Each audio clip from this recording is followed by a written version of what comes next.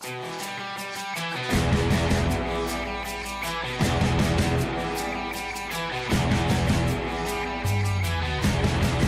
a Clockwork é o novo disco dos Queens of the Stone Age, depois de uma grande paragem na vida da banda, em que quase todos os músicos se dedicaram a outros projetos e a diversas colaborações. Josh Homme e os seus companheiros regressam com um entusiasmo contagiante e um excelente lote de novas canções. Yeah, I know. It did take a while, huh? I think we were all really busy, though. Even though it took what was it, like 6 years or something in between records. Josh did the Crooked Vultures record, and I did a Dead Weather record, and Mike was doing Mini Mansions, and Troy was doing Sweethead. So we were all really busy, but we knew we were going to get back together at some point. We just didn't really know when. So I think the thing that brought us back together was we did the tour of the first record last year, or 2 years ago, and that kind of was the springboard to get us back in the studio and working towards something. So I think we all knew it was going to happen, we just didn't really know when. Like a Clockwork tem muitas participações, entre as quais se destaca Elton John, que entrou em contacto direto com Josh Homme e lhe disse que aos Queens só faltava uma rainha. A banda adorou trabalhar com ele. Neither did we, man. That was pretty incredible.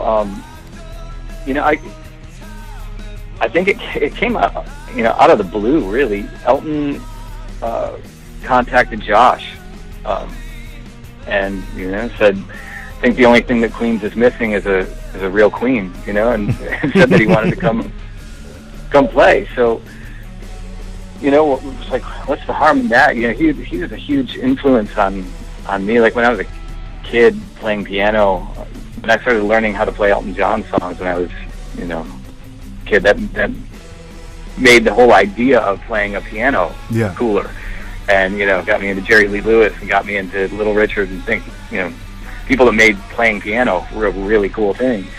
So having the opportunity to work with him was mind-blowing for me.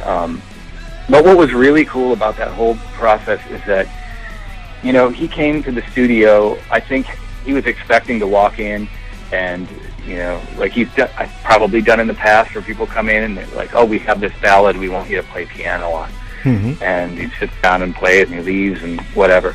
But we're like, "No way, come in." We tracked the song live with him. We all kind of learned it together, worked out the arrangement together in the studio, and just did it like, you like to think records were made, or should be made all the time, where there's that spontaneity and that real interaction between people while the music's being created, and that's what you're hearing on tape. So, we spent an afternoon, we wrote the song together, and I think it came out great. It was an incredible experience all the way around to work with him, and he's such a great guy that our nerves went away pretty quick and we just got down to business, Uma das características deste novo disco é muitas das participações exteriores estarem lá, mas não se notarem. Para os Queens of the Stone Age, esta é a forma correta de fazer essas parcerias.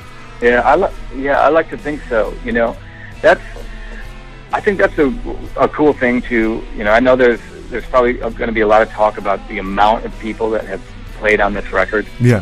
I think you'd be kind of hard pressed to listen to them and even know where some of these people are. Like if you didn't have a track listing, would you be able to say, "Oh, that's definitely that's Alex Turner right there"? I don't know. I think everybody kind of blends in and it sounds like Queens. Para não perder o regresso dos Queens of the Stone Age a Portugal e pela primeira vez no Super Bock Super Rock.